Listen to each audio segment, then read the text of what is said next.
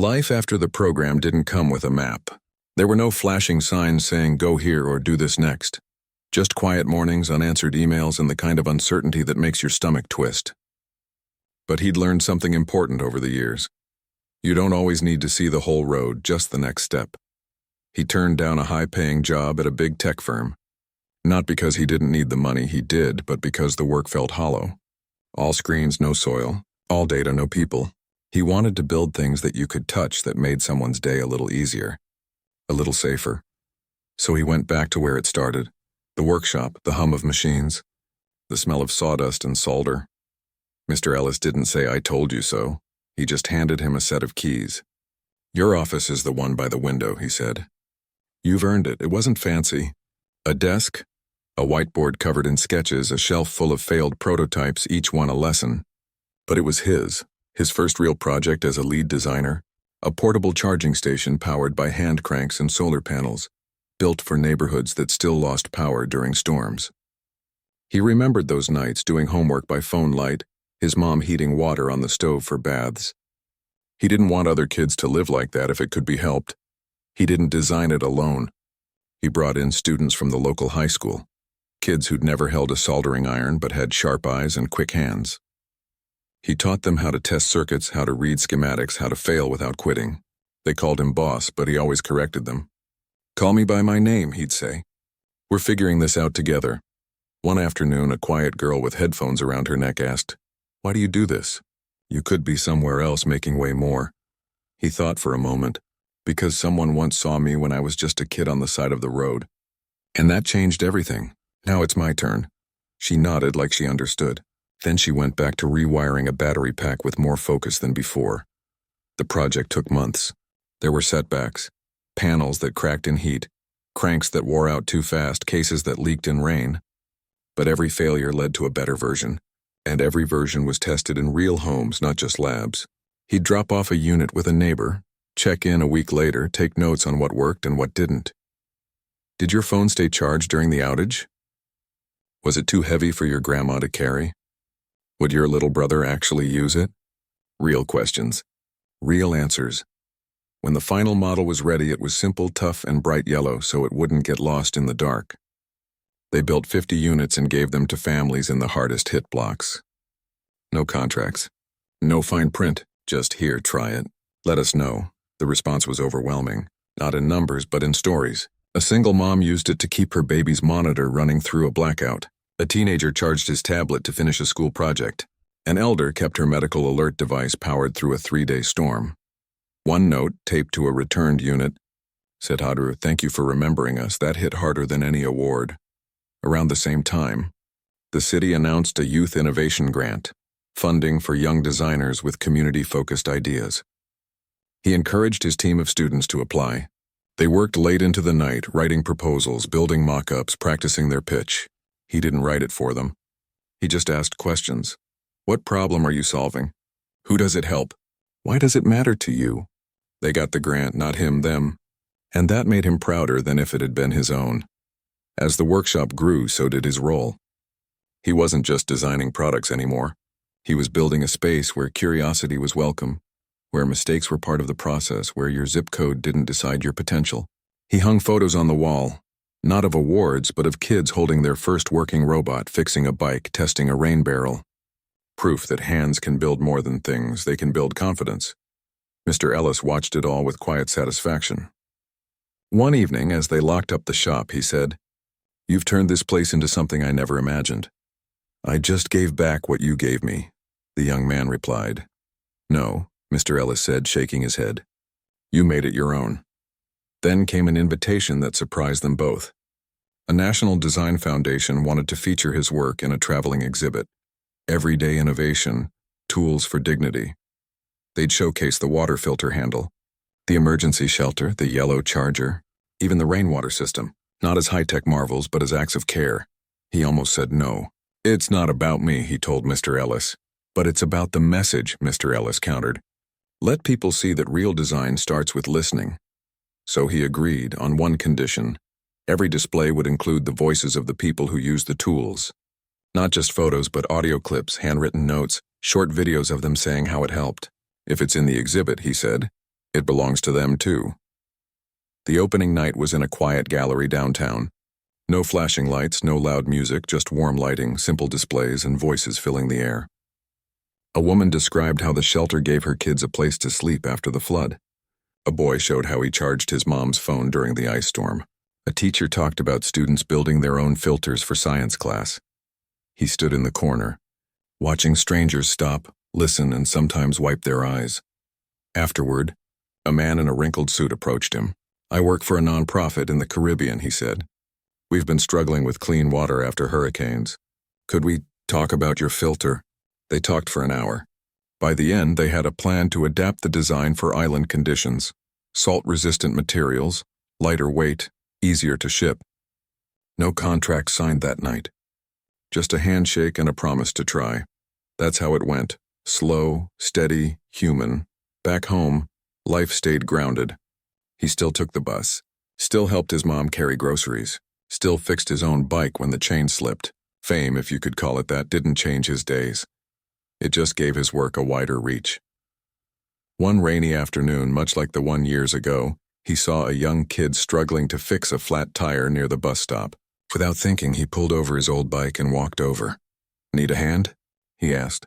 The kid looked up, eyes wide with surprise. As he knelt down and reached for the wrench in his backpack, the same one he'd used that first day, he realized something. He wasn't just helping change a tire. He was passing on a belief. The belief that showing up matters. That kindness is a kind of engineering too. Building bridges between people, one small act at a time. And as the rain fell softly around them, he began to teach the kid how to loosen the lug nuts, just like his uncle once taught him. No grand speeches, no cameras. Just two people, a flat tire, and the quiet understanding that the best things in life often start with a simple question. Need help? Because sometimes that's all it takes to change a life, and sometimes that life is your own. The first week passed like a slow exhale. No fireworks, no shouting matches, no sudden staff walkouts. Just quiet changes, small at first, then impossible to ignore. The new owner didn't hold meetings, didn't post new rules on the bulletin board. He just showed up early, made coffee for the team, and walked the lot like he was getting to know every car and every person by heart.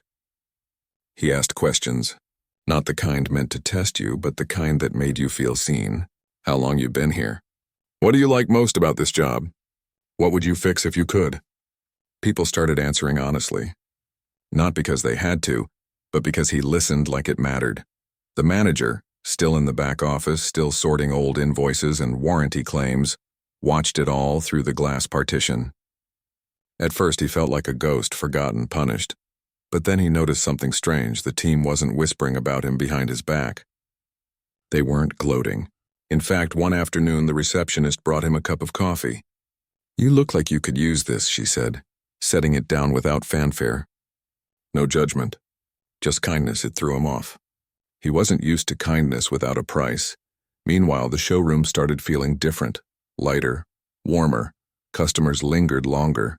Sales didn't just bounce back, they climbed. Not because of pressure tactics or fake urgency, but because people felt respected. A teenager came in with his grandfather, dreaming of his first car. Instead of being brushed off, he got a full tour, a patient explanation of financing, and a handshake that said, "You belong here." A woman in work boots and paint-splattered jeans walked in looking for a reliable truck. She left with keys and a smile she hadn't worn in months. Word spread. Fast. By the second week, the lot was busier than it had been all year. Not with tire kickers, but with real people ready to buy, because they trusted the place. And still, the new owner never raised his voice. Never took credit. He just made space for others to shine. One rainy Thursday, the junior salesman, the one who used to hover near the expensive SUVs hoping for a big commission, found himself helping an elderly couple pick out a compact sedan. They didn't have much to spend, but they needed something safe, something easy to get in and out of. He spent 2 hours with them. No rush, no upsell, just patience. After they drove off, beaming, the new owner appeared beside him. "That was good work," he said. The young man shrugged, embarrassed. "They just needed someone to listen." "Exactly," the owner said. "That's the whole job." Later that day, the manager finally worked up the courage to knock on the office door. "Come in," came the reply. He stepped inside, holding a folder. I went through the customer complaint logs from the last 6 months, he said, voice unsteady. There's a pattern. Most of the complaints, they weren't about prices or cars breaking down. They were about how people were treated, like they were wasting our time. The owner didn't look surprised. I saw those too. I didn't realize, the manager admitted, staring at the floor. I thought I was being efficient, professional, but I was just... Cold silence stretched, but it wasn't heavy this time. It felt like space to breathe. Do you want to change? The owner asked. The manager looked up. More than anything. Then start tomorrow. Not in the back office. Out there. He pointed to the showroom. But not as the boss. As a learner. Ask your team how they'd handle things. Listen more than you talk. And when someone walks in, no matter what they're wearing, how they talk, or what car they can afford, treat them like they matter. Because they do. The next morning, the manager did something he hadn't done in years. He stood by the front door and greeted people as they came in. Not with a sales pitch, but with a simple good morning. Some nodded. Some smiled. One woman even said, "You seem different." He almost cried. Days turned into weeks. The manager started shadowing the younger staff, learning their tricks, how they built trust, how they explained complex things in plain words, how they made people laugh without making fun. He realized he'd spent so long chasing numbers, he'd forgotten why people came to a car dealership in the first place. Not just to buy a vehicle, but to feel heard, helped, and human. One afternoon, a man walked in wearing a worn jacket and carrying a duffel bag. He looked tired, nervous. The kind of customer the old manager would have steered toward the exit with a polite excuse.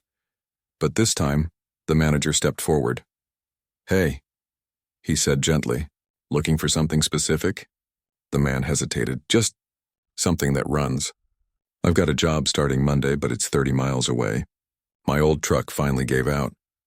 The manager didn't ask about credit scores or down payments. He just nodded. "Let's find you something reliable." They spent the next hour walking the lot. The manager showed him 3 options, all within a tight budget, all recently serviced. No pressure. No fine print ambush. Just honesty. When the man chose one, his hands shook as he signed the papers. "Thank you," he said, voice thick. "I didn't think anyone would take me seriously." The manager swallowed hard. "You deserve to be taken seriously." That night he stayed late, cleaning his desk. The new owner found him there. "You did good today," he said. "I'm just trying to make up for lost time," the manager replied. "You can't change the past," the owner said, "but you can build something better now." "And you are," a pause. Then the manager asked the question that had been burning in him since day one. "Why didn't you fire me?" The owner leaned against the door frame, arms crossed. "Because I've been on the other side of that door. I've been the guy nobody believed in. The one they assumed couldn't afford the car, couldn't understand the terms, couldn't be trusted. I didn't want to punish you. I wanted you to understand." The manager nodded slowly. "I do now." From then on, something shifted between them. Not friendship, not yet, but respect. A shared purpose. The dealership kept changing. They started a program for first-time buyers, offering free financial coaching. They partnered with a local shelter to help people in transition find reliable transport. They even hosted weekend workshops where kids could learn basic car maintenance. No sales pitch, just knowledge. People started calling it the kind dealership. Not because it was perfect, but because it felt real. One Saturday, as the sun dipped low and the lot emptied out, the manager stood by the front window, watching a family drive off in their new minivan. Kids waving from the back seat, the new owner joined him. "Feels different, doesn't it?" he said. "Yeah," the manager replied. "It feels like we're actually helping people." "Because we are." They stood in silence for a while, watching the streetlights flicker on. Then the manager turned. "What's your story? If you don't mind me asking." The owner smiled faintly. "I grew up not far from here. Worked 3 jobs to buy my first car, a rusted-out hatchback that died every other week. But it got me to work, gave me dignity. When I finally saved enough to buy this place, I swore I'd never let anyone feel the way I did walking into dealerships back then, like I was a problem to be managed." The manager looked down. "I made people feel that way, but you don't have to anymore," and that was enough. No grand finale. No dramatic music swell. Just 2 men standing in a quiet dealership choosing to do better, because real change doesn't happen in a single moment. It happens in 1,000 small choices like offering coffee, listening without interrupting, or giving someone a second chance. And sometimes the most powerful thing you can do is simply see another person and treat them like they matter. 3 months in, the dealership didn't just feel different, it felt alive. Not in a flashy, over-the-top way, but in the quiet hum of real connection. People weren't just coming to buy cars. They were coming because they trusted the place. Because they knew they'd be treated like human beings, not dollar signs. The manager, no longer hiding in the back office, now spent his mornings walking the lot with the team, not to check up on them, but to learn. He'd watch how the receptionist remembered a customer's kid's name from a visit 2 weeks ago. How the junior salesman always offered water even in winter.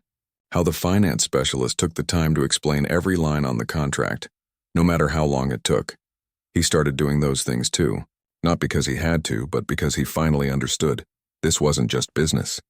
It was care disguised as commerce. One Tuesday, a woman walked in with her teenage son. She looked exhausted, dark circles under her eyes, shoulders slumped like she'd been carrying the world. She didn't say much at first, just stood near the sedans, running a hand over the trunk of a silver model. The manager approached slowly, hands in his pockets, voice soft. "Rough day?" She gave a tired laugh. "Rough year," he didn't push. Just nodded. "We've all had those." After a pause, she explained. She'd lost her job months ago. Her old car finally gave out last week. She'd just landed a new position, night shift at a hospital, but needed something reliable to get there and back. Her savings were gone. Her credit wasn't great. She'd been turned away at 2 other dealerships that morning. "I just need something that won't break down," she said, voice cracking. "I can't lose this job." The manager didn't reach for a sales sheet. Instead, he said, "Let's find you a car that believes in you as much as you believe in yourself." He showed her 3 options, all pre-inspected, all within a payment plan they could adjust to her schedule. Then he walked her through a new in-house program the dealership had quietly launched. A second chance financing option for people rebuilding their lives. No hidden fees, no pressure, just a fair shot. When she drove off in a clean, dependable sedan, tears in her eyes, the manager didn't feel proud. He felt humbled. Later that day, the new owner found him wiping down a display car, lost in thought. "You okay?" he asked. "Yeah," the manager said. I used to think kindness was weakness. Like if I wasn't tough, I'd lose control. But look what happens when we're kind instead." The owner smiled. People show up as their best selves when they feel safe. That truth started rippling outward. Customers began referring friends, not because of discounts, but because they'd been treated with dignity. A local mechanic started sending clients their way, saying, "They won't rip you off." Even the coffee shop across the street noticed more foot traffic and started leaving free pastries for the team on busy mornings. The dealership became part of the neighborhood, not just a place you passed on the way to somewhere else. Then came the inspection. A corporate rep from the brand's regional office showed up unannounced. Suit, clipboard, that familiar air of judgment. He walked the lot with narrowed eyes, checking inventory levels, sales reports, customer feedback scores. The team tensed. They'd heard stories. Dealerships shut down over minor paperwork errors. Managers replaced for underperformance even when sales were strong. But the rep didn't say much. Just took notes, asked a few questions, and left without a word. 2 days later, an email arrived. The manager opened it with shaking hands, bracing for bad news. Instead, it was a letter of commendation. The highest customer satisfaction rating in the region, a note about exceptional community engagement, and an invitation to present their customer care model at the brand's national conference. The team gathered in the break room, stunned. "We did that?" the receptionist whispered. "You did," the new owner said, looking around at them all. "Every one of you." The manager felt a lump in his throat. This wasn't just success. It was proof that doing the right thing could also be good business. But the real test came a few weeks later. A man walked in, well-dressed, confident. The kind of customer the old dealership would have rolled out the red carpet for. He wanted the top-tier SUV, cash buyer. No haggling. Easy sale, except something felt off. He was rude to the receptionist, snapped at the junior salesman for taking too long. And when the manager tried to explain the vehicle's safety features, the man cut him off. "I don't need a lecture." Just the keys. The team exchanged glances. This was the kind of customer who used to get VIP treatment no matter how they acted. The new owner watched from across the showroom. The manager took a breath. Then he said, "Actually, sir, I don't think this car is right for you." The man blinked. "Excuse me?" "It's not about the car," the manager said gently. "It's about how you treat people. We want our customers to be happy, sure, but we also want our team to feel respected. And right now, you're making them feel small." Silence fell like a curtain. The man scoffed. "You're turning down a cash sale?" "We are," the manager said. "Because some things matter more than money." The man stormed out, muttering about amateur hour. The team held their breath. Then the new owner clapped the manager on the shoulder. That, he said, was leadership. No one regretted it. In fact, morale lifted. Because they finally knew. Their dignity wasn't for sale. Word of that moment spread too. Not as gossip, but as a quiet promise. This place had standards. Not just for cars, but for how people treated each other. By the 6-month mark, the dealership wasn't just surviving. It was thriving in a way that felt meaningful. They'd hired 2 new team members from the local job training program, started a monthly community car care day where they'd check fluids, tires, and brakes for free. Even the waiting area had changed, less sterile, more like a living room with books, coffee, and a corner where kids could draw while their parents talked financing. One rainy afternoon, the manager sat in the break room, flipping through old customer thank you notes taped to the fridge. Notes from single parents, veterans, students, retirees, all saying the same thing. "You saw me." The new owner walked in holding 2 mugs of coffee. "Penny for your thoughts?" he said, handing one over. "I was just thinking," the manager said, "how I used to measure success by how many cars we sold. Now I measure it by how many people left here feeling a little lighter." The owner sat down.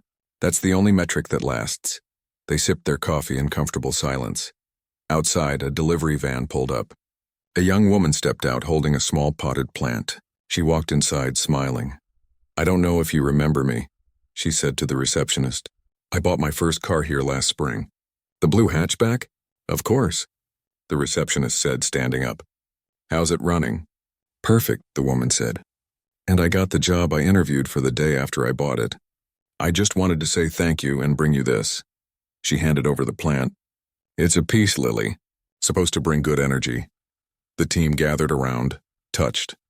Later, as the woman drove off, the manager turned to the new owner. "Do you ever worry we're being too soft? That people will take advantage?" "Sometimes," the owner admitted. "But then I remember the world's already hard enough.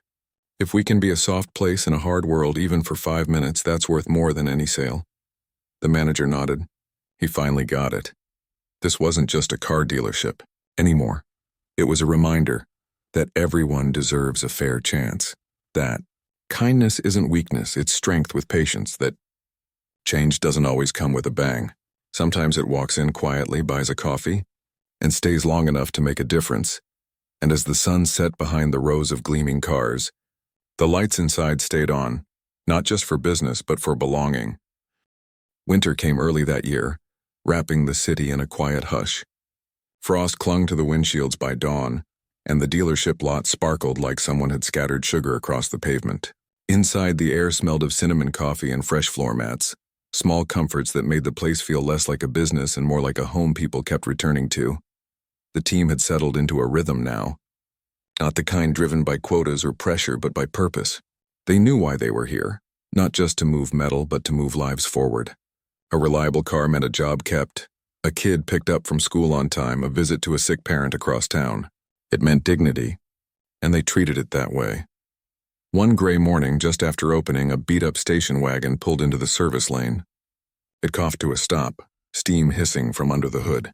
An older man stepped out, shoulders hunched against the cold, and walked slowly toward the front door. His boots were worn thin. His coat had seen better decades.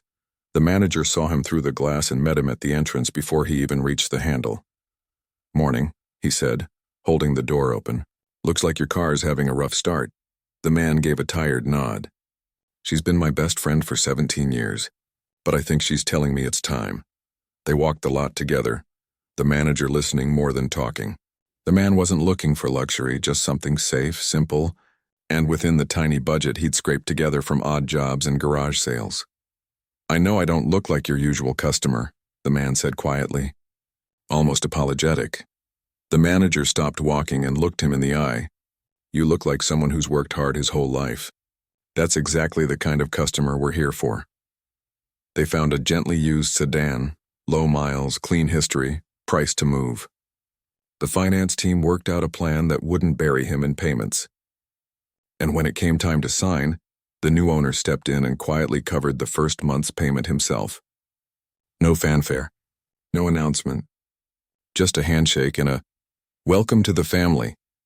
As the man drove off in his new car, windows rolled down despite the cold, waving like he'd just won the lottery, the team stood together in silence. Not because it was a big sale, it wasn't, but because it was the kind of moment that reminded them why they showed up every day. Later that week, something unexpected happened. A local news crew showed up. Not for a scandal or a grand opening, but because someone had written in a letter unsigned, talking about how this dealership had changed their life, how they'd been treated like a person, not a problem. The station wanted to do a short human interest piece. The new owner almost said no. He hated the spotlight, but the team convinced him this wasn't about fame. It was about showing other businesses that you could succeed without sacrificing your soul. The interview was simple. No scripted lines. Just honest talk about respect, second chances, and the belief that everyone deserves to be seen. The story aired on a slow Sunday evening. By Monday morning, the phone was ringing off the hook, not just from customers, but from other dealers, small business owners, even a high school teacher who wanted to bring her class by to learn about ethical work. The attention didn't go to their heads. If anything, it made them more careful. They knew the moment they started. Believing their own press was the moment they'd lose what made them different. So they kept doing the small things, like leaving umbrellas by the door on rainy days, like remembering a customer's dog's name, like staying late to help someone jumpstart their battery, even if they'd never bought a car there. Then came the snowstorm. It hit hard and fast, blanketing roads, downing power lines, stranding commuters. The city shut down. Schools closed. Most businesses locked their doors, but the dealership stayed open, not for sales. For shelter. They turned the showroom into a warming center. Hot coffee, blankets, phone chargers. Anyone caught in the storm was welcome. No questions asked. A young couple with a baby in a carrier stumbled in, soaked and shivering. The receptionist wrapped the baby in a clean service towel and made them hot chocolate. A delivery driver, stranded when his van slid into a ditch, slept in a lounge chair while the junior salesman kept the space heater pointed his way. The new owner and the manager took turns shoveling the walkway and checking on people through the night. At one point, around 2 a.m., they stood by the front window, watching snow fall in thick, silent sheets, the manager said, breath fogging the glass. "I used to think running a place like this was about control, about being the one with all the answers. And now?" the owner asked. "Now I think it's about showing up, even when it's hard, especially when it's hard," the owner nodded. "That's the thing about trust. It's not built in boardrooms. It's built in moments like this." By morning, the storm had passed. The roads were being cleared. People packed up their damp coats and thanked the team like they'd been rescued. One elderly man, waiting for his son to pick him up, turned to the manager and said, "You didn't have to do this." "We know," the manager replied, "but we wanted to." That week, something shifted in the neighborhood. People didn't just see the dealership as a place to buy a car. They saw it as a place that cared, a place that stayed open, not just for profit, but for people. Sales kept climbing, but that wasn't the focus anymore. The focus was connection. Then one quiet afternoon, the new owner called the team together, not for an announcement, but for a question. "What if we did more?" he asked. They looked at him curious. "What if we didn't just sell cars," he continued, "but helped people keep them running? What if we started a fund, small, simple, to help folks cover emergency repairs when they're between paychecks? No interest, no shame, just a hand up." The room lit up with ideas. The finance specialist suggested partnering with local credit unions. The service manager offered to train volunteers. The receptionist proposed a pay-it-forward jar at the front desk. Customers could leave spare change to help the next person in need. Within a month, the program launched. They called it Keep Rolling, and it worked. A single mom, Avoided eviction because she could, fix her transmission instead of missing work. A veteran kept his medical appointments thanks to a new set of tires. College student made it through finals week because her heater got fixed in time. None of it made headlines, but it changed lives. One evening, as the sun dipped low and the lot emptied, the manager found the new owner standing by the keep rolling donation box, watching a customer drop in a folded bill. "You ever think about how far we've come?" the manager asked. "Every day," the owner said, "but I don't measure it in cars sold or programs launched. I measure it in moments like that one, where someone chooses to believe in someone else." The manager smiled. "Feels like we're not just running a business anymore." "No," the owner said softly. "We're building a community." And in that moment, under the fading winter light, it was clear. The real victory wasn't in owning a dealership. It was in turning it into a place where everyone, no matter who they were or what they drove, could walk in and feel like they belonged. Because in a world that often moves too fast, sometimes the most radical thing you can do is simply slow down and see the person in front of you. Spring arrived like a slow sigh of relief. The frost melted from the sidewalks, birds returned to the trees lining the lot, and the dealership buzzed with a different kind of energy, not just business, but belonging. What started as a quiet shift had grown into something steady, something real. People didn't just come to buy cars anymore. They came to connect. The Keep Rolling Fund had helped over 50 families in 3 months. Not with grand gestures, but with small acts that kept lives from unraveling. A new battery, a patched radiator, a set of brakes replaced before disaster struck. Each story was quiet, personal, never shared for praise, only for proof that kindness compounds. One warm afternoon, a teenager walked in alone. He couldn't have been older than 17, wearing a thrift store jacket and scuffed sneakers. He hovered near the entrance like he wasn't sure he was allowed to be there.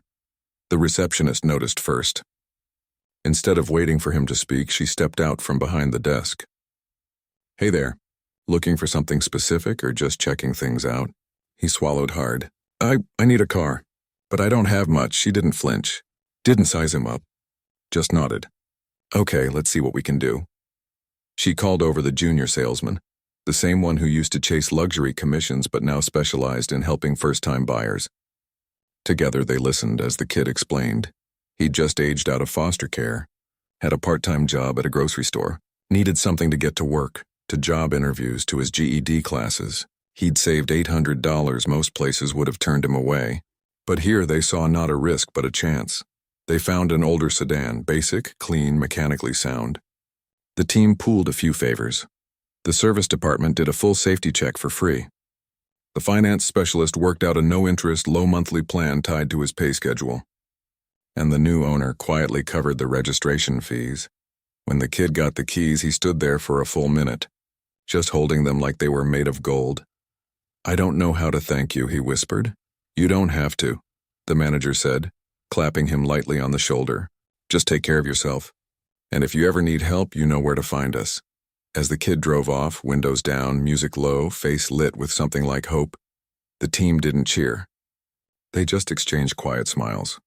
Because they knew this wasn't charity, it was investment. In a person, in a future. Later that week, the dealership received a letter, not from a customer but from a city council member. Someone had nominated them for a local Community Impact Award. The nomination cited their fair practices, their outreach, and the way they'd turned a profit-driven space into a place of trust.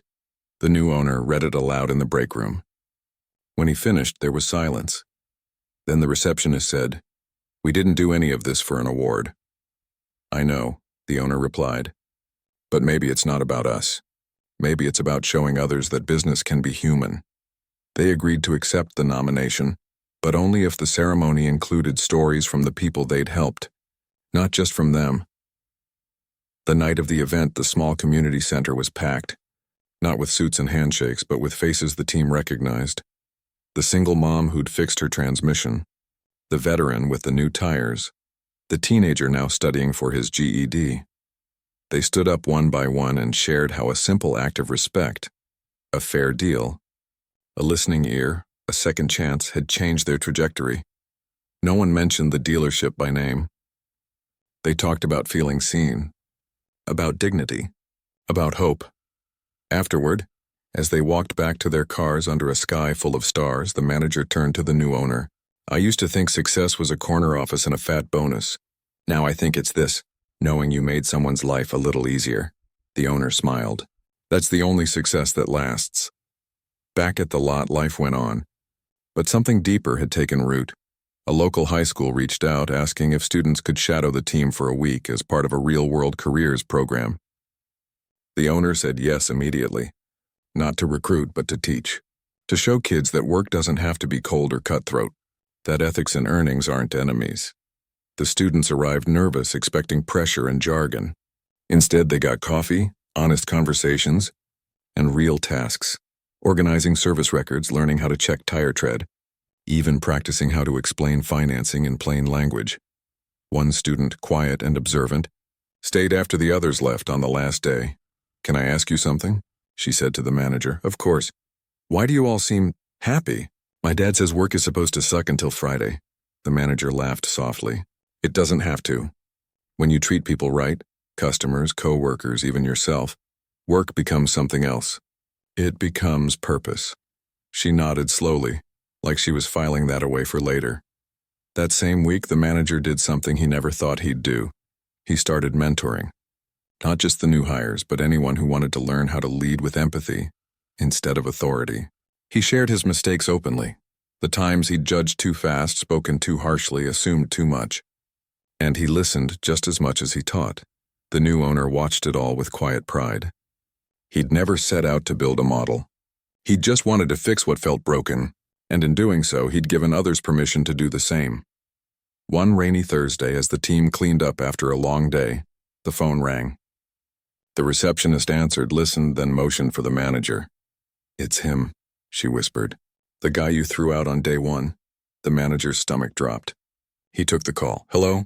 Hey, came the voice, tight, hesitant. It's me. From before, when you owned the place, a pause. I remember. I saw the news piece. Heard what you're doing. And I wanted to say, I get it now. I really do, the manager exhaled. I'm glad. I lost my job a few months after that, the man continued. Thought it was the end of the world. But it forced me to look in the mirror. I've been working at a smaller shop now, learning to listen, to slow down. It's harder, but it's better. You're not the same person you were, the manager said gently. None of us are. No, the man agreed. And I owe you thanks for that. They talked a while longer, no anger, no blame. Just two people who'd both been changed by the same moment. When the call ended, the manager stood by the window, watching rain slide down the glass. The new owner joined him. Everything okay? Yeah, the manager said. Just realizing how one choice, one moment of seeing someone instead of sizing them up, can ripple out farther than you ever imagine. The owner nodded. That's the thing about doing right. You never know who's watching, or who it'll save. As spring turned to summer, the dealership kept growing, not in size, but in heart. They started hosting weekend Car Care 101 classes for teens and seniors, launched a summer internship for at-risk youth, even turned their old storage room into a tiny lending library of repair manuals and driver's ed books. People kept coming, not because of ads or gimmicks, but because they knew they'd be treated like family. And in the quiet moments between test drives and oil changes, between coffee refills and handwritten thank you notes, the team knew they'd built something rare, not a perfect place, but a true one, because in the end, it was never really about cars. It was about people, about second chances, about the quiet courage it takes to choose kindness when no one's watching. And as the sun set on another ordinary, extraordinary day, the light stayed on, not just to sell, but to welcome, because everyone deserves a place where they're seen. And sometimes, that place starts with a single act of courage and grows into a home.